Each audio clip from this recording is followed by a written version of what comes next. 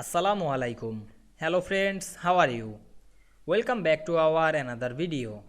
In this video, I am going to show you how to remove picture from plot area of chart in Microsoft Word. Let's get started.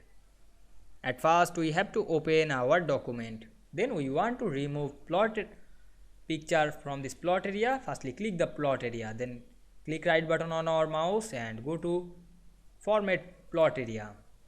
Then we can see here edit picture to select the picture or texture field. Then now we select the no field option and we remove the picture from plot area very easily.